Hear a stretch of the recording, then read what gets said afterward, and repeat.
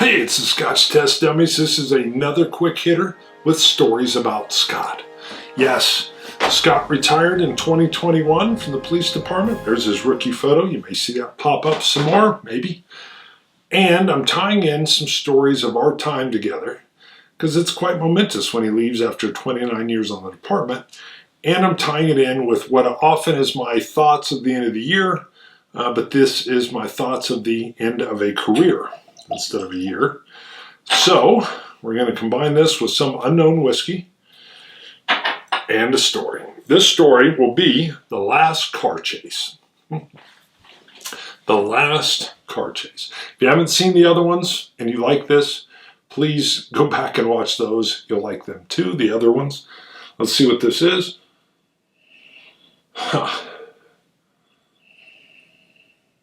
I get malted barley. It's a little slight. It's faint, sweet.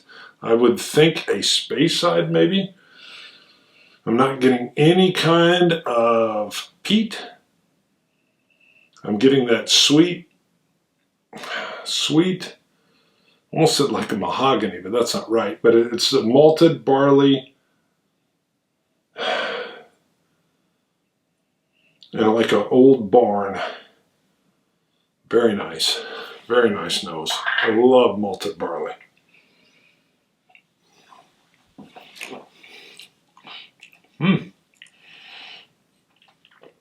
Wow, creamy mouthfeel.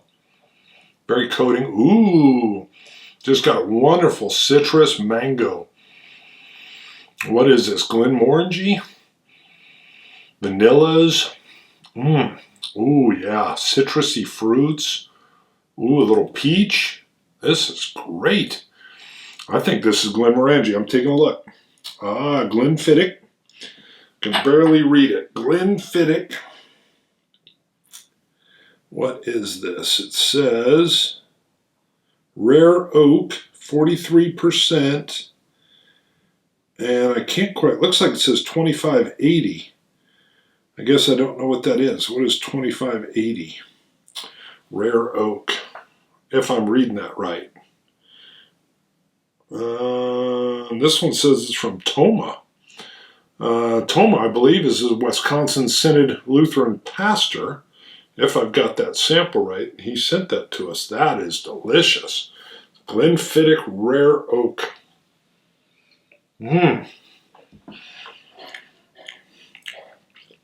Boy, that's just a flavor explosion. Yeah, I get peach again, like a fuzzy peach, but also citrus. Wow, is that tasty. That's nice. Okay, the last car chase. Let's get into it.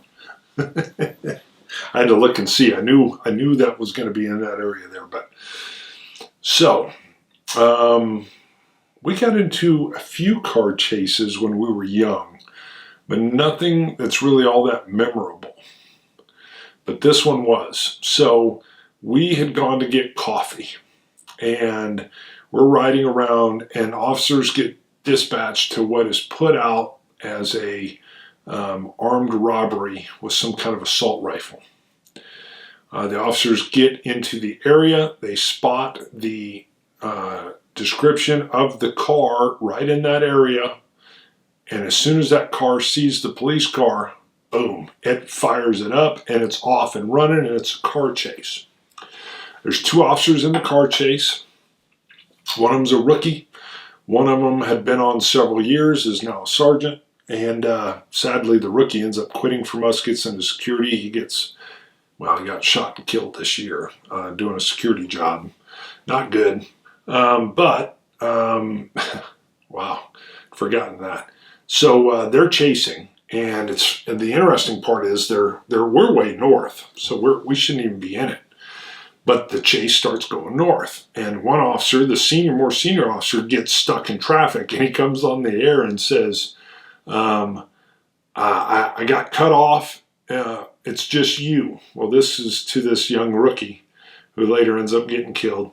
And he's excited, and he's new, and he's a little elevated on the radio, and he's calling out the intersection and the lane change and the speed, and it's all at once.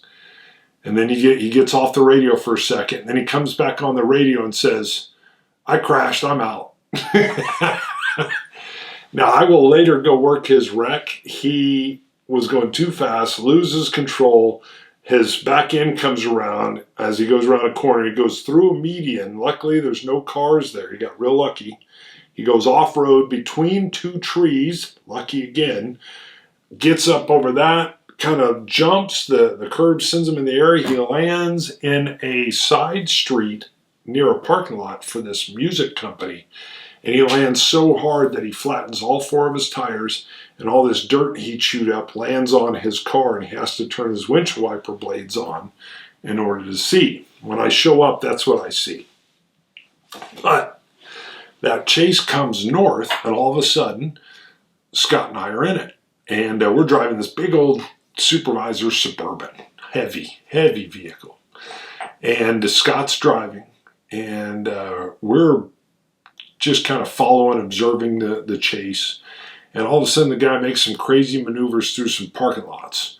And it seems like everybody's afraid to actually kind of go through these parking lots as well.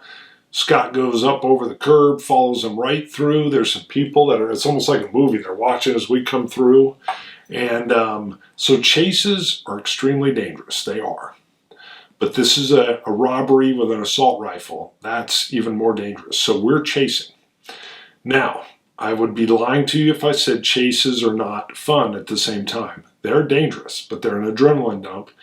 And it's probably like the fun of, I've never parachuted or skydived, but it would be like that. But it's real life cops and robbers, so add that in as well. All of a sudden, we're number one in the chase. The supervisors usually are never number one. We're kind of hanging back, observing, seeing how dangerous it gets, what's going on, blah, blah, blah. We're number one. So now I'm calling the chase. We go down a side street. What happens is we end up hitting this dip.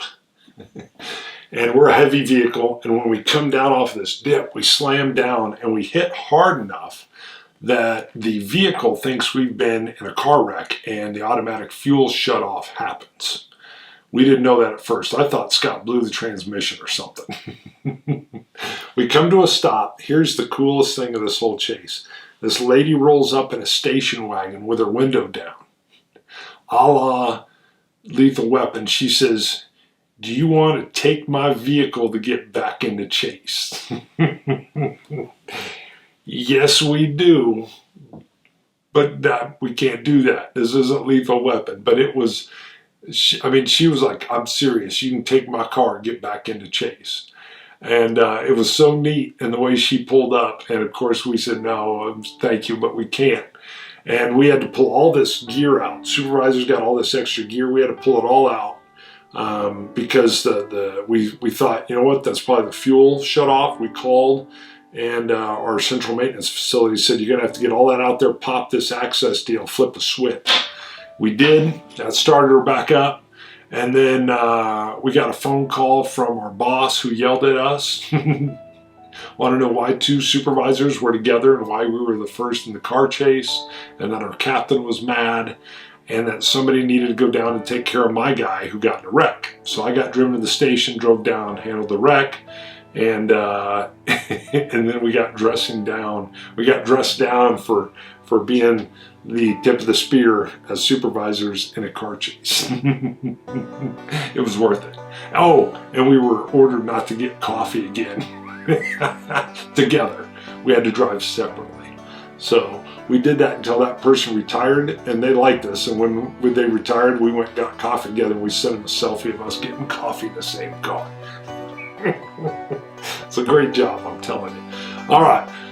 Whew. So again, Glenfiddich, hopefully, or Glenfiddich, Glenfiddich Rare Oak. Scotch it, you Scotch gods. Don't forget, tell your friends about this. Bye.